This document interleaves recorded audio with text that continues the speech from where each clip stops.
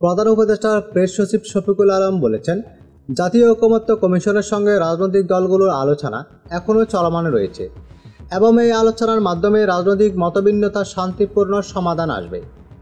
ফেব্রুয়ারিতে জুলাই সনদের ভিত্তিতে জাতীয় নির্বাচন অনুষ্ঠান সহ কয়েক দফা দাবিতে জামাতে ইসলামী ও অন্যান্য দলের বিক্ষোভ কর্মসূচি সংক্রান্ত এক প্রশ্নের জবাবে তিনি কথা বলেন। বৃহস্পতিবার রাজধানীর তেজগাঁওয়ে প্রধান উপদেষ্টার কার্যালয়ে উপদেষ্টা পরিষদের বৈঠক অনুষ্ঠিত হয়। সভা শেষে প্রেস সচিব ফরেন সার্ভিস একাডেমিতে সাংবাদিকদের ব্রিফিং করেন। প্রেস সচিব বলেন, আমরা আশাবাদী যে ঐকমত্য কমিশনের সঙ্গে রাজনৈতিক দলগুলোর আলোচনার মাধ্যমে সবকিছু সমাধান হবে।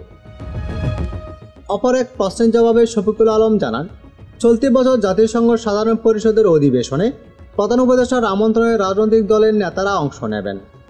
তিনি স্পষ্ট করেন, এই সফর বাংলাদেশের নির্বাচন কেন্দ্রিক কোনো মধ্যস্থতা বা আলোচনার জন্য নয়, বরং গুরুত্বপূর্ণ আন্তর্জাতিক অনুষ্ঠানে অংশগ্রহণের উদ্দেশ্য।